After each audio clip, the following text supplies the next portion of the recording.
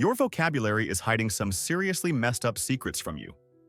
For example, the word avocado literally means testicle, and the word guy is named after a notorious terrorist. This isn't an exception, it's the rule. We've compiled 32 common English words whose real origins are so dumb, dirty, or just plain weird, they sound like lies. Get ready to discover how much of your language was invented by idiots, perverts, and clueless gamblers. 1. The sandwich, that humble hero of lunchboxes everywhere, owes its existence to a man who literally couldn't step away from his game. John Montague, the 4th Earl of Sandwich, had a gambling problem so severe it made a Las Vegas regular look disciplined. We're talking 24-hour card game sessions where stopping for a proper meal was an infuriating waste of time. So, he ordered his staff to just stick some meat between 2 pieces of bread. This allowed him to hold his cards in one hand and his entire caloric intake in the other. His fellow gamblers thought this was a brilliant life hack and started demanding the same as Sandwich. The man probably hoped to be remembered as a great politician, but instead, he's immortalized as the patron saint of eating over the sink, all thanks to his crippling addiction. 2.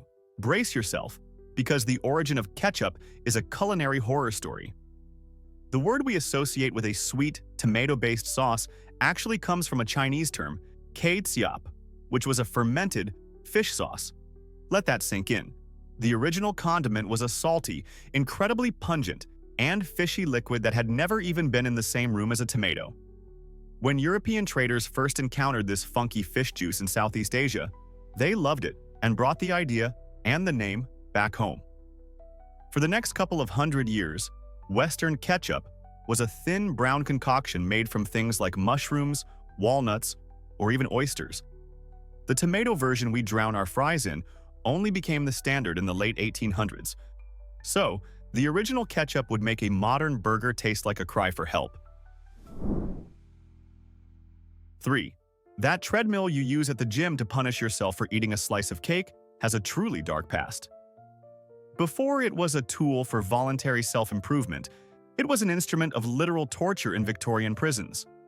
In the 19th century, enormous man-powered treadmills were built inside prisons, and inmates were forced to climb these giant revolving staircases for up to 10 hours a day.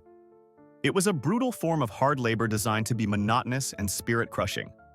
All that miserable, sweaty effort was used for practical purposes like grinding corn or pumping water.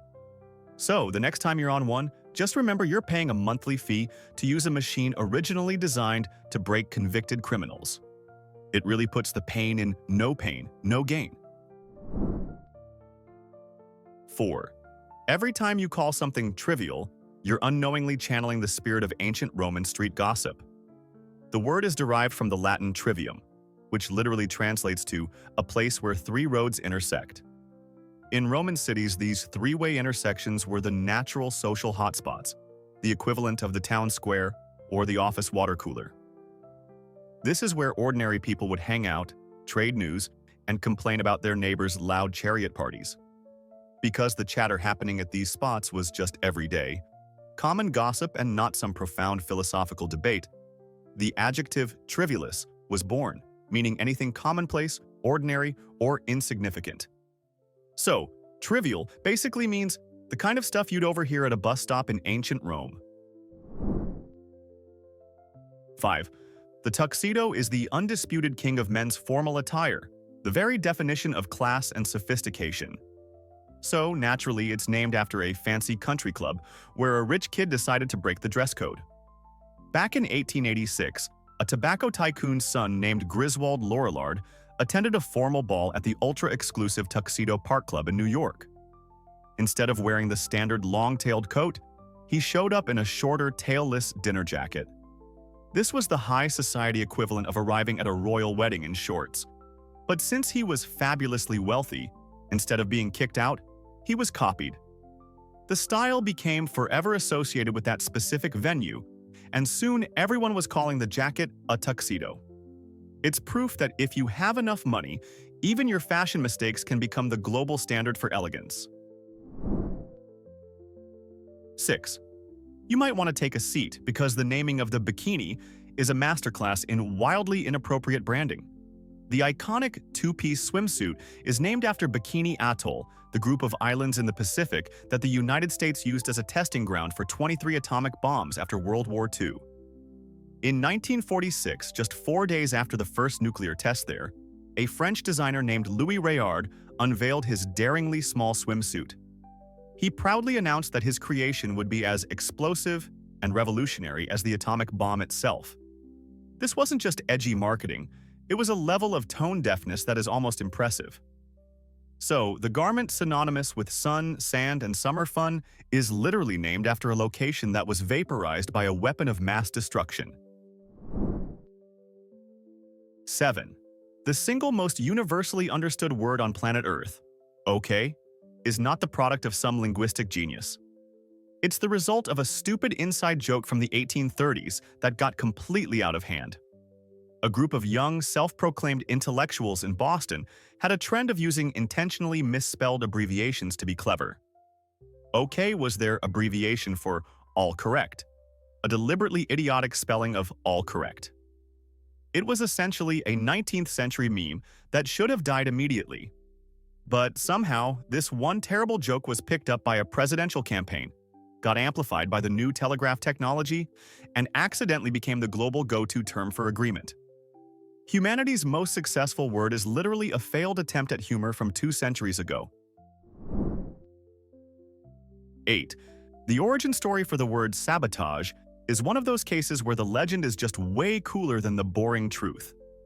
The popular tale claims that during the Industrial Revolution, furious French workers would protest by throwing their wooden shoes, known as sabots, directly into the gears of the factory machinery, bringing production to a screeching, grinding halt.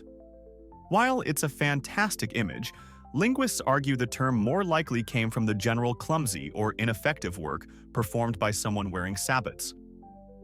But let's be honest, nobody is inspired by a story about being bad at your job.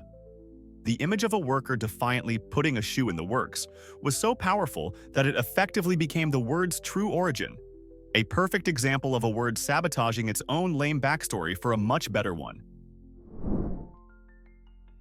9. The word barbecue has a widely believed origin story that is just too gloriously brutal to be ignored, even if it's probably wrong. The legend says it's from the French phrase barbecue, meaning from beard to tail.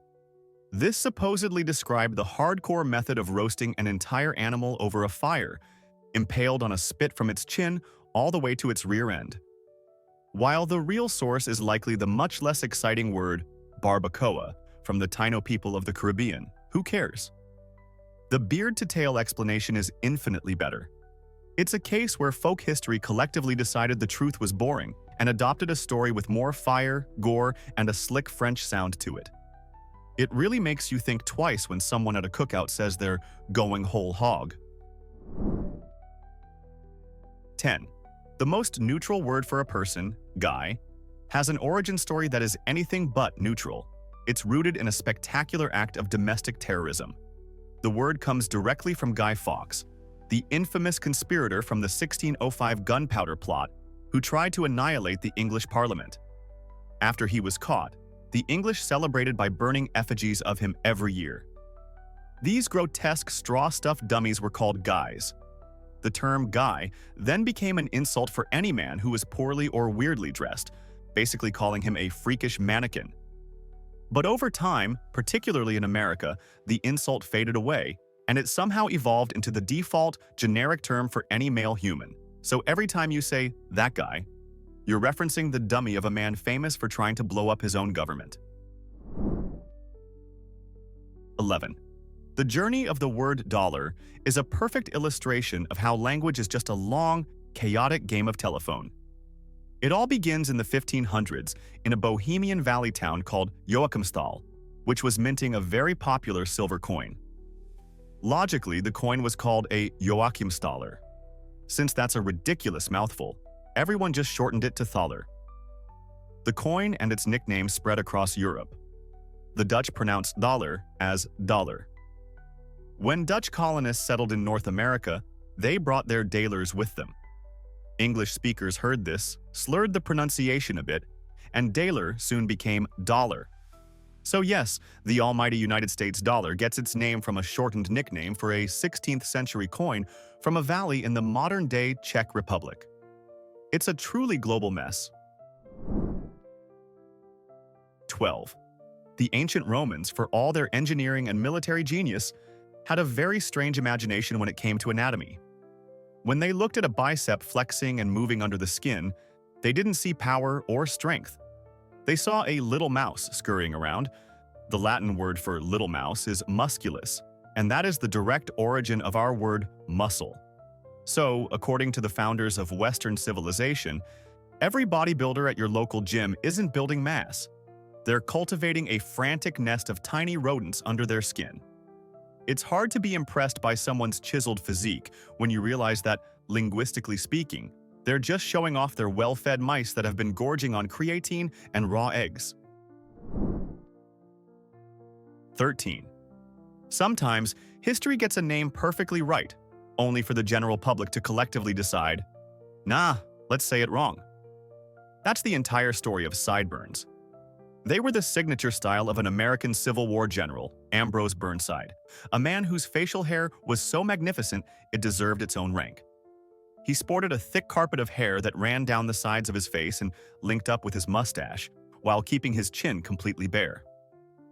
In his honor, the style was correctly named Burnsides. But over the next few decades, for no reason at all, people just started transposing the parts of his name. It was a silent, universal agreement to honor the man by forever getting his name backward. 14. You would expect a modern term like Bluetooth to be the bland invention of a corporate marketing department. Instead, its origin is brilliantly and disgustingly medieval. The technology was designed to unite different devices, so in the 1990s, its creators cleverly named it after Harald Bluetooth Gormson, a 10th century Viking king famous for uniting the tribes of Denmark and Norway. Here's the dumb part. He wasn't called Bluetooth for a cool reason. The name came from the fact that he had a prominent dead tooth that had rotted and turned a dark blue-black color. So the sleek, wireless technology in your ear is named after a Viking's piece of visible dental decay. Every time you connect your phone, you're paying tribute to some truly epic Viking halitosis. 15. The logic behind the name of the canary bird is a beautiful, cascading waterfall of complete nonsense. The journey starts with the Canary Islands. These islands get their name from the Latin Insula Canaria, which means island of the dogs, because the first Europeans to arrive there found a large population of dogs. Much later, other explorers found a species of cute yellow songbirds on these islands. In a stunning failure of creativity, they simply named the birds canaries after the islands. So let's follow this train of thought. The bird is named after the island, and the island is named after the dogs. This means your sweet pet canary is, through a bizarre and idiotic linguistic property, named after a dog. 16. The word disaster is the perfect embodiment of humanity's age-old desire to blame our problems on literally anything else. It comes from the Italian disastro, which breaks down into dis, meaning bad, and astro, meaning star. For our ancestors, a disaster wasn't just a bad event. It was a cosmic screw-up caused by the planets and stars being in a foul mood. Your crops failed? The stars did it. Your chariot got a flat tire? Blame the unfavorable alignment of celestial bodies. It's the original and grandest form of "don't look at me." While we now use it for everything from a bad date to a hurricane, its origin is a deeply fatalistic shrug, a way of telling the universe, I know this was your fault, not mine. 17. Let's address the brunch elephant in the room. The word avocado comes from the Aztec Nahuatl word ahuacatl, and there is absolutely no delicate way to say this. It means testicle. The Aztecs were not being poetic. They simply saw the way the fruit grew, often in pairs, and named it for what it looked like. This is a level of blunt, literal observation that is truly inspiring. So, every time you order that trendy, overpriced avocado toast, you are, from a purely linguistic standpoint, eating a dish of mashed testicles on sourdough. It adds a whole new layer of insult to the fact that you just paid $16 for a single slice of bread with some green stuff on it. 18. The origin of malaria is a perfect monument to how confidently wrong humanity can be. For centuries, people correctly observed that a deadly fever was common near swamps. They put 2 and 2 together and got 5. They concluded the illness must be caused by the foul smell of the wetlands, the bad air. In medieval Italian, mala aria literally means bad air, and that's what they named the disease. They were so convinced that the stink itself was the killer that for hundreds of years they completely overlooked the actual culprits, the tiny buzzing mosquitoes that were breeding in the swamp water. The name is a permanent linguistic reminder of one of the most fatal diagnostic errors in history. 19. If you were to travel back to the 14th century and call someone nice, you wouldn't be giving a compliment, you'd be starting a fight. Back then, nice was a cutting insult derived from the Latin word for ignorant. It meant you were foolish, silly, and simple-minded. But then the word went on the most bizarre journey in the history of language. Over the centuries, its meaning slowly morphed from stupid to shy, then to fussy and delicate, before finally landing on the vaguely positive but utterly bland meaning it has today. It's the greatest linguistic glow-up of all time, transforming a word for an absolute idiot into something you say when you can't think of any real praise. 20. The very pants you are wearing have a legacy of public humiliation. The word is a shortened form of pantaloons, which were named after Pantalone, a stock character from Italian commedia dell'arte theater. Pantalone was never the hero. He was a greedy, foolish, and pathetic old man whose entire role in the play was to be the butt of every joke and to be constantly tricked and made to look like an idiot. So, the garment we consider essential for professionalism and basic public decency is named after a professional buffoon. Every time you put on a pair of smart trousers for an important meeting, you are unknowingly dressing up as a classic theatrical loser. 21. After a lineup of words with wild, twisting backstories, we get to the word whisper, which has the dumbest and most boring origin imaginable. It doesn't really have one. It's what's called an onomatopoeic word, which is a fancy term, meaning it was invented to sound like the thing it's describing. No ancient king, no misunderstood translation, no epic historical event. Some ancient person made a hushed, airy sound, and someone else went, "Yeah, that sounds like whisper." It is the dictionary's laziest entry. It's as if the inventors of English got to the concept of quiet speech at the end of a long day and just said, "Forget it, just make it sound like itself. We're going to the pub." 22. The word villain is a perfect example of class warfare being permanently embedded in our language. The word originally had nothing to do with evil. It comes from the Latin villainus, which simply meant a villager or a farmhand, someone who worked on a farm or villa. But the rich, armored nobility of the time looked down on the poor peasants who worked the land, considering them to be uncivilized, immoral, and untrustworthy simply because they were poor. This snobbery was so intense that over time, the neutral word for a farm worker slowly twisted and morphed into the primary term for a malevolent, wicked antagonist. The word literally implies that being a poor villager is the first step to becoming a supervillain. 23. The word dunce, our go-to insult for a slow-witted person, is the result of a tragic case of intellectual bullying. It's named after the followers of John Duns Scotus, a brilliant 13th century philosopher whose theological and metaphysical ideas were so advanced and complex that most people couldn't understand them. Later, during the Renaissance, New Wave philosophers who preferred simpler ideas began to mock the followers of Scotus, calling them Dunsmen or dunces, as a synonym for anyone who clung to old, overly complicated nonsense.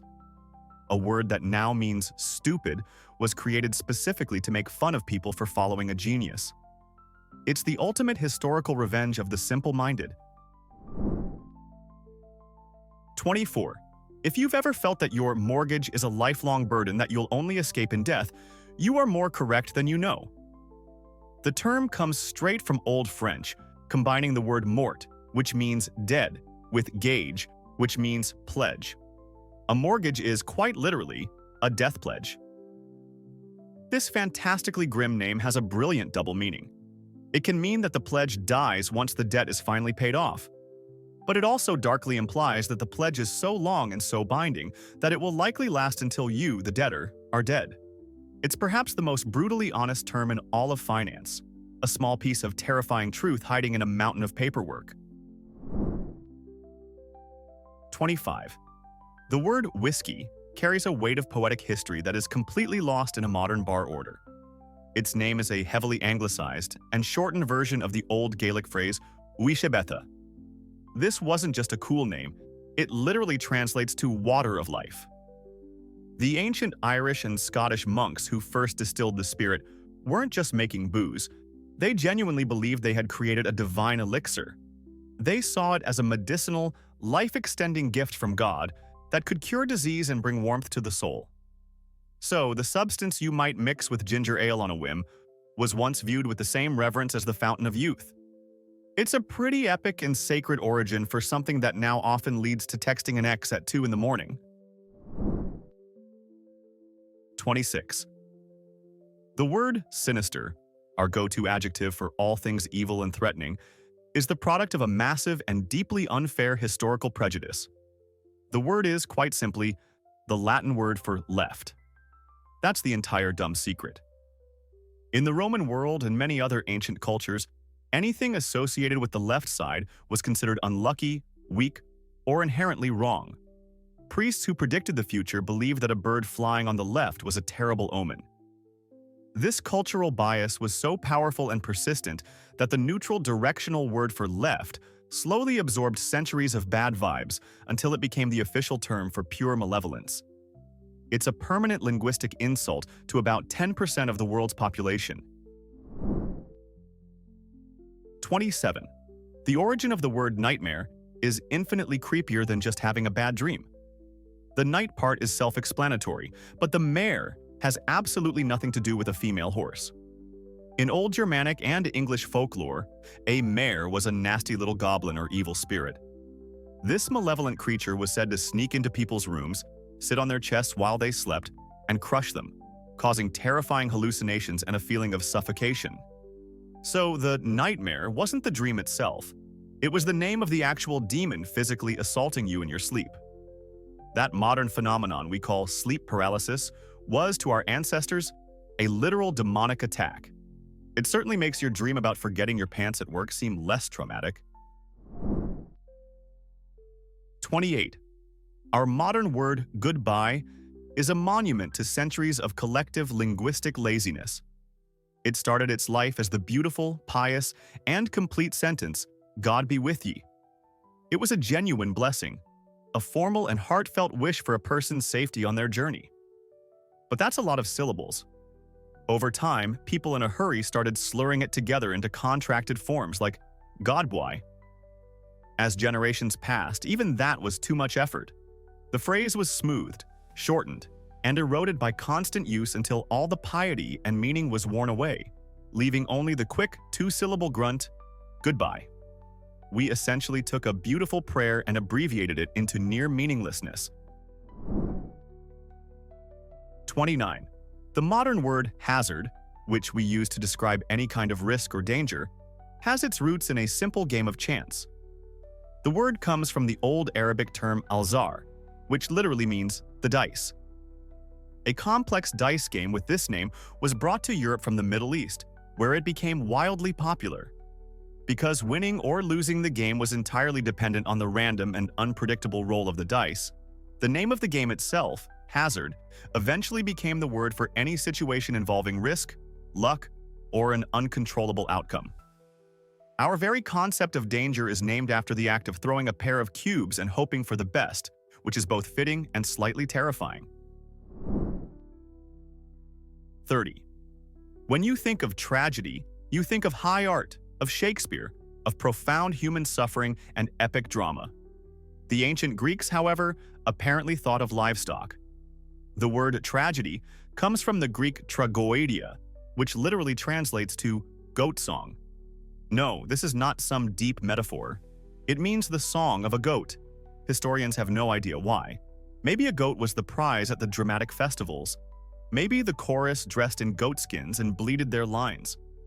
The real reason is lost to time, but the gloriously dumb fact remains. The highest form of drama is named after the noise a farm animal makes.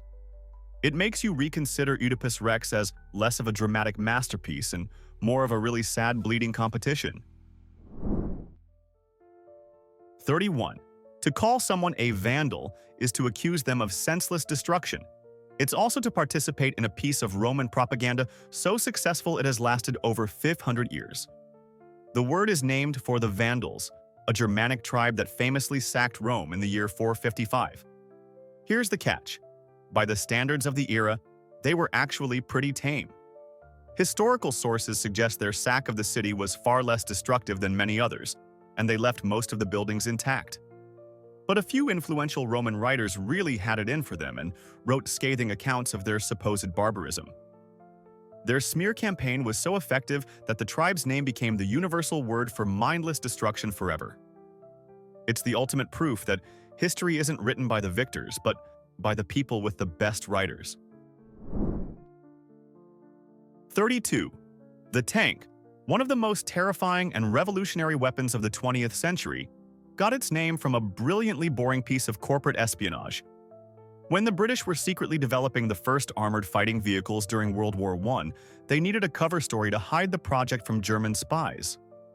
To throw everyone off, they pretended the massive metal shells being shipped from the factory were nothing more than water tanks for troops on the Mesopotamian front. The code name was so mundane and plausible that it worked perfectly. The soldiers and factory workers started calling the secret weapons tanks, and the name stuck. And that is how one of the most fearsome machines of war ended up being named after a piece of industrial plumbing. This list of 32 is just scratching the surface of linguistic insanity. We know there are hundreds of other words with equally idiotic backstories.